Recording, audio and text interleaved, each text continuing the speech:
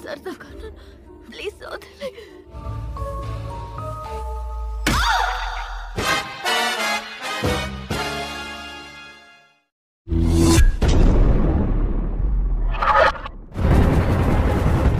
Hello Galovers, welcome back to my channel Trending Gallery 5. Kali ini kita akan rangkum alur film India berbahasa Telugu dengan judul Case 30. Film yang dirilis tahun 2023 ini adalah garapan sutradara Sandeep Pidimari dan dibintangi oleh Siddharth Naidu dan Samili Unial. Karakter di film ini diantaranya polisi Arjun dan dia punya pacar bernama Nitya. Arjun sedang menyelidiki kasus kematian seorang wanita yang bernama Sweta. Yang menjadi tersangka di antaranya adalah pacar Sweta yang bernama Cyril dan juga tetangga Sweta sekaligus orang pertama yang melihat mayat korban, yaitu Bhaskar. Case 30 berkisah tentang misteri pembunuhan wanita bernama Sweta, di mana korban disayat di bagian wajah dan juga lehernya. Pembunuh sepertinya punya dendam kesumat terhadap korban. Siapakah pelaku pembunuhan? Dan apa motif dibalik pembunuhan tersebut? Penasaran? Nah Galovers, makanya simak rangkuman alur film ini tanpa skip biar ketemu magisnya film ini. Dan jangan lupa subscribe agar bisa mendapatkan updatean terbaru film keren India lainnya. Spesial di channel Trending Gallery 5.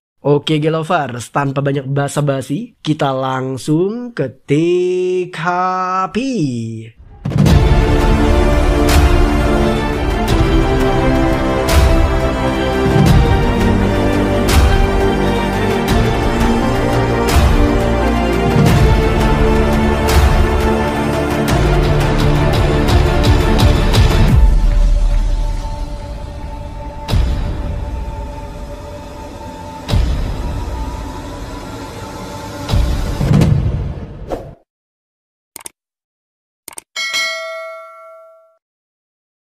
Malam itu hujan deras. Seorang pembunuh memakai hoodie berwarna hitam masuk ke sebuah rumah. Ia mengetuk pintu dan seorang wanita berbaju merah muncul. Wanita itu tampak ketakutan. Pembunuh kemudian menarik rambut wanita itu, mencekik lehernya, dan membunuh korban menggunakan potongan kayu.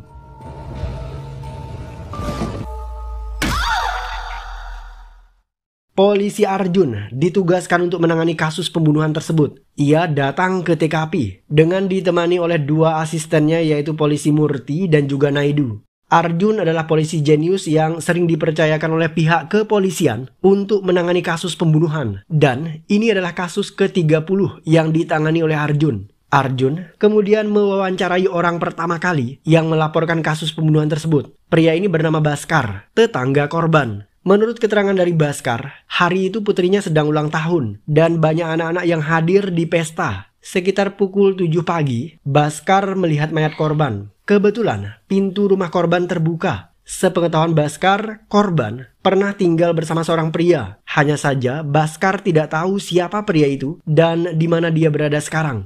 Polisi Arjun menemukan paket hadiah ulang tahun yang dikirim untuk anak Bhaskar, tetapi paketnya tergeletak di sudut ruangan korban. Diduga, kurir yang mengirimkan paket tersebut dalam keadaan mabuk dan mengirimkan paketnya pada alamat yang salah.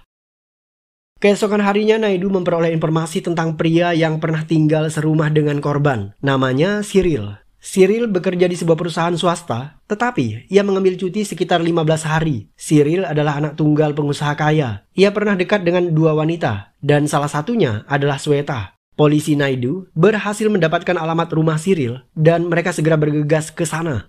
Saat pintu dibuka, Cyril muncul dan mempersilahkan polisi masuk ke dalam. Arjun mulai menginterogasi pemuda itu. Cyril mengaku jika dia sudah 3 tahun menjalin hubungan asmara dengan Sweta. Tetapi hubungan mereka kandas di tengah jalan. Belakangan Cyril pacaran dengan gadis lain. Dia tidak masuk kerja selama 15 hari karena Cyril bertunangan dengan gadis itu. Cyril mengaku tidak mengunjungi rumah duka karena dia akan segera menikah dan Cyril takut jika kunjungannya itu akan merusak rencana pernikahan Cyril dan tunangannya. Ketika menyelidiki kasus kematian Sweta, polisi Arjun dihadapkan pada kasus tabrak lari. Dua pemuda dalam keadaan mabuk digiring ke kantor polisi. Pemuda ini menabrak kakek tua di jalanan dan setelahnya mereka dikejar oleh massa. Beruntung korbannya selamat dan dua pemuda ini bebas dari amukan massa dan diamankan polisi. Arjun siap membebaskan kedua pemuda mabuk tersebut dengan syarat mereka harus membayar semua biaya pengobatan terhadap kakek tua yang menjadi korban.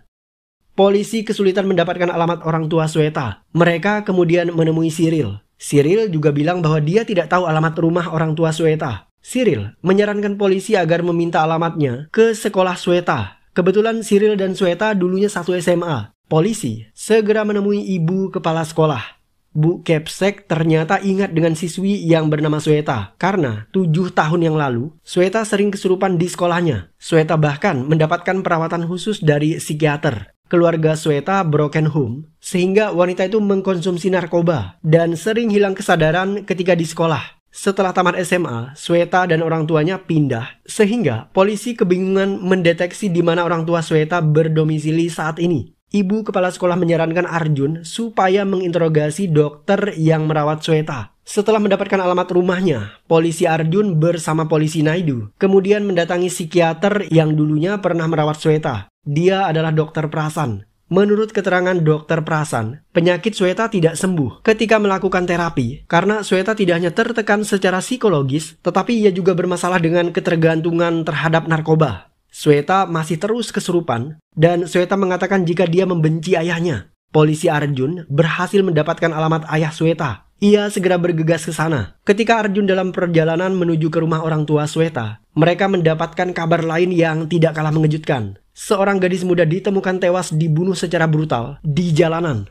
Bahkan sebelum tewas, korban terlebih dahulu diperkeos secara bergiliran. Kasus ini kemudian dilimpahkan kepada polisi Arjun. Arjun segera memeriksa rekaman kamera CCTV jalanan dan mereka menemukan 4 orang komplotan penjahat yang memperkeos korban. Arjun dan teman-temannya segera melakukan penangkapan.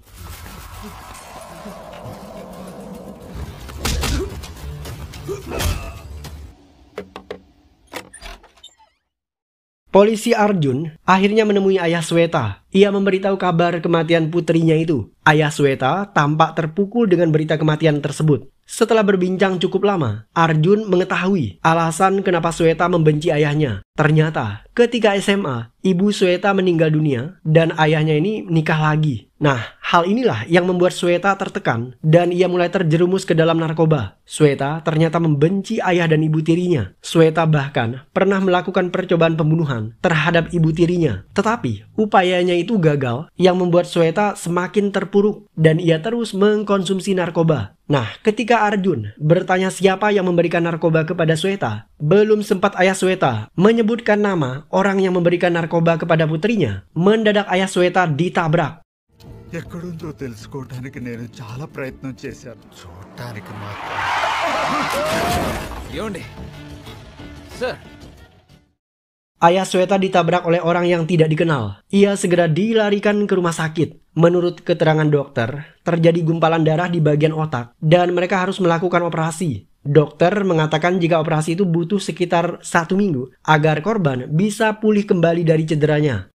Sementara itu, polisi berhasil menangkap pelaku tabrak lari dan ternyata dia adalah seorang kurir yang sedang berkendara dalam keadaan mabuk.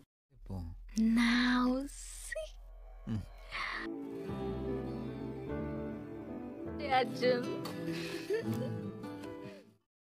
Untuk kehidupan pribadinya, Arjun ternyata punya seorang kekasih cantik bernama Nitya. Hari itu Nitya memberikan kejutan karena Arjun sedang merayakan ulang tahun. Nitya juga memberikan hadiah berupa jam tangan kepada kekasihnya itu. Supaya setiap kali Arjun melihat waktu, maka Arjun akan selalu teringat akan Nitya. Arjun tidak mau kalah. Ia memberikan hadiah kejutan kepada Nitya dengan mengajaknya jalan-jalan ke puncak. Kepala polisi memanggil Arjun dan polwan yang bernama Veda. Kepala polisi mendapatkan panggilan telepon dari menteri dan sang menteri meminta kepolisian untuk melepaskan 4 pemuda pelaku pemerkosaan dan juga pembunuhan terhadap wanita yang mayatnya dibuang di tepi jalan. 4 pemuda itu adalah anak pejabat, jadi mereka harus bebas dan digantikan dengan tersangka lainnya. Arjun dan Veda keberatan melepaskan para pelaku kejahatan ini. Mereka kemudian menyusun siasat licik untuk menghabisi 4 orang anak pejabat yang merasa sok berkuasa dan mengendalikan hukum. Arjun membawa mereka ke TKP untuk melakukan reka ulang adegan kejahatan. Ke-4 orang penjahat ini kemudian dilepaskan borgolnya dan setelah itu Arjun bersama dengan 2 temannya menembak mati mereka semua.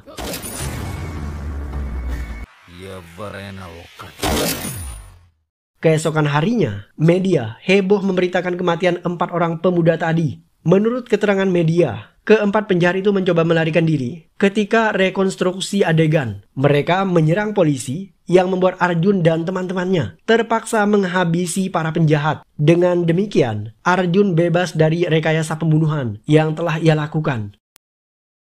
Seorang pengedar narkoba ditemukan tewas di kamar hotel. Ia tewas dengan sayatan di bagian leher dan juga wajah. Menurut keterangan dari manajer hotel, kamera CCTV hotel mereka rusak selama seminggu terakhir dan belum diperbaiki oleh teknisi, jadi polisi tidak bisa melacak siapa saja yang keluar masuk ke dalam hotel tersebut. Kematian pemuda ini sebenarnya berkaitan dengan perebutan lahan kekuasaan para preman yang ingin menguasai jalur perdagangan narkoba di kota Paizek. Polisi Arjun menyadari jika di kompleks perumahan tersebut ada kurir yang mengantar barang ketika anak Baskar sedang berulang tahun. Arjun segera mencari kurir tersebut. Ia datang ke kantornya. Ketika dicari, kurir ini justru melarikan diri. Arjun segera mengejarnya dan pemuda itu pada akhirnya tertangkap. Menurut keterangan dari kurir itu, saat mengantar barang, dia melihat seorang pria menyeret mayat wanita. Pria itu mengancam akan membunuh kurir jika dia memberitahu orang tentang mayat korban. Itu sebabnya kurir tersebut lari ketakutan ketika dicari polisi. Arjun kemudian memanggil seniman ahli sketsa wajah. Mereka mulai melukis wajah pelaku berdasarkan keterangan dari kurir tadi. Setelah sketsa wajah pelaku selesai dibuat, Arjun dan temannya terkejut karena ternyata sketsa wajah tersebut sangat familiar. Kurir ini bahkan menambahkan jika pembunuh memiliki tato huruf A di lengannya. Seketika, Arjun sadar jika pemuda yang dimaksud adalah pemuda yang dulunya pernah ditahan di kantor polisi karena menabrak kakek tua di jalanan. Nah, dari dua pemuda itu, satu diantaranya adalah pembunuh. Arjun segera mendatangi alamat rumah pemuda tersebut. Setelahnya, terjadi perkelahian di antara mereka dan Arjun keluar sebagai pemenang.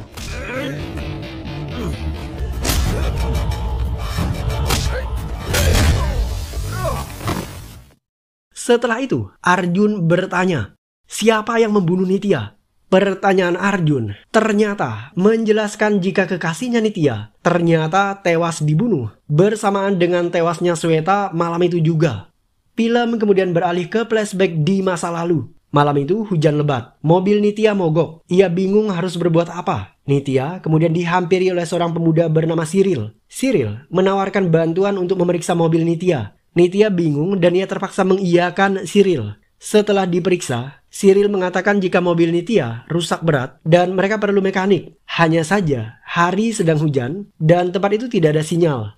Mereka kesulitan menghubungi mekanik. Alhasil, Cyril kemudian menawarkan Nitya agar singgah ke rumahnya yang tidak jauh dari tempat itu. Nitya sebenarnya tidak mau, tetapi Cyril mengatakan jika tempat itu sepi dan tidak aman bagi Nitya. Karena Cyril terlihat baik, Nitya kemudian menerima tawarannya. Mereka berdua naik mobil Cyril dan singgah ke rumahnya. Dari obrolan keduanya, diketahui jika Cyril tinggal bersama pacarnya Sweta dan saat ini Sweta sedang keluar shopping di mall. Cyril merasa iba melihat Nitya yang basah kuyup. Ia kemudian meminta Nitya agar mengganti pakaiannya menggunakan pakaian milik pacarnya Sweta. Nitya melakukan semua instruksi yang diberikan oleh Cyril. Cyril membuatkan Nitya kopi. Ketika Cyril sibuk ngobrol dengan Nitya, kekasihnya Sweta pulang dari mall. Meskipun telah dijelaskan panjang lebar oleh Cyril, tetapi Sweta tetap saja merasa cemburu. Ia membenci Nitya. Setelah itu, mendadak Cyril dipanggil oleh atasannya via telepon. Ia harus buru-buru malam itu juga kembali ke kantornya karena ada pekerjaan yang harus diselesaikan oleh Cyril secara dadakan. Cyril kemudian meninggalkan Nitya dan Sweta di rumah itu. Nitya menunggu hujan reda sambil nonton TV. Ia ditemani oleh Sweta. Wanita itu bersikap dingin kepada Nitya. Nitya mencoba mencairkan suasana dengan bergurau kepada Sweta. Dia kemudian berkata, Cyril sangat baik. Dia kontras dengan pacarku Arjun yang selalu sibuk dengan pekerjaannya. Arjun tidak pernah peduli kepadaku. Sepertinya kita harus tukar pasangan. Ucapan Nitya maksudnya untuk bergurau, tetapi karena Sweta memang lagi cemburu berat, dia semakin terbakar amarahnya. Sweta masuk ke dalam kamarnya, meninggalkan Nitya sendirian di ruang tamu. Di sana, Sweta melihat pakaian Nitya yang tergeletak di atas lantai. Seketika muncul pikiran negatif di benak Sweta. Jangan-jangan Cyril dan Nitya bercinta di kamar itu ketika Sweta masih di luar rumah. Sweta semakin terbakar api cemburu. Ia mulai depresi dan menggunakan narkoba. Nitya menelpon Arjun. Ia minta dijemput. Nitya share lokasinya kepada Arjun. Dan saat itu, Nitya tidak sadar jika Sweta sudah teler dan dia siap menghabisi Nitya. Sweta kemudian menikam Nitya berulang kali yang membuat wanita itu sekarat. Ketika ditikam, telepon Nitya mendadak terputus. Arjun mulai khawatir. Ia segera menyusul Nitya. Jarak mereka cukup jauh. Nitya ditikam di rumah itu sekitar pukul 9 malam dan Arjun tiba di rumah Sweta ketika dini hari. Arjun menemukan Sweta yang sudah teler, tidak sadarkan diri. Ia seperti orang yang kesurupan akibat memakai narkoba. Ketika mengetahui jika kekasihnya tewas di tangan Sweta, Arjun memaksa Sweta untuk mengatakan di mana ia menyembunyikan mayat Nitya. Tetapi Sweta tidak mau buka suara, yang membuat Arjun terbakar amarahnya dan ia terpaksa membunuh Sweta. Sebelum Arjun tiba di kediaman Sweta, wanita itu sebenarnya panik karena ia sudah menikam Nitya. Sweta kemudian menelpon temannya yang bernama Adar. Adar adalah pemuda yang pernah ditahan polisi karena ia dan temannya menabrak kakek tua di jalanan. Saat itu Adar sedang mabuk. Bahkan ketika ditelepon oleh Sweta, Adar juga dalam keadaan mabuk akibat narkoba. Sweta meminta bantuan temannya Adar agar membuang mayat Nitya. Adar masuk ke dalam kamar dan ia menyadari jika Nitya masih bernyawa. Adar terpesona akan kecantikan wanita itu. Dia kemudian mencumbui Nitya yang sedang terluka parah dan berlumuran darah. Setelah menikmati tubuhnya, Adar membunuh Nitya dengan menggorok lehernya. Setelah menuntaskan aksi bejatnya itu, Adar bersiap membakar mayat Nitya. Namun di saat itulah kurir paket datang. Kurirnya agak sedikit mabuk, jadi dia mengantarkan paket hadiah ulang tahun anak Baskar pada alamat yang salah, yaitu rumah Sweta. Ketika menyerahkan paketnya, kurir ini melihat pemandangan yang mengejutkan. Adar sedang menyeret mayat wanita. Kurir itu ketakutan dan ia mencoba melarikan diri. Tetapi Adar menghentikan langkahnya. Adar mengancam akan membunuh kurir itu jika dia berani buka suara. "Di mana kau membuang mayatnya?" Arjun berteriak dengan nada mengancam. Adar kemudian menjawab, "Aku membakar mayatnya dan abunya kubuang ke laut." Ucapan Adar membuat Arjun menangis. Ia menyesal telah mengabaikan pacarnya Nitya. Arjun kembali terbakar amarahnya dan ia membunuh Adar. Film ditutup dengan adegan di mana kepala polisi meminta Arjun agar menutup kasus kematian Sweta dengan settingan seperti ini. Adar divonis membunuh pengedar narkoba di sebuah hotel. Adar jugalah yang membunuh Sweta dan juga Nitya. Arjun berusaha menangkap Adar, tetapi pemuda itu memberikan perlawanan, sehingga Arjun terpaksa menembak mati Adar. Suatu senja, Arjun duduk di tepi pantai sambil memandang ke arah lautan yang luas. Arjun masih diliputi oleh suasana duka setelah kematian kekasihnya Nitya. Tidak lama berselang, ia mendapatkan panggilan telepon dari atasannya. Arjun diminta kepala polisi untuk menangani kasus pembunuhan lainnya. Itu artinya kasus ke-31 buat Arjun. Dan film pun berakhir.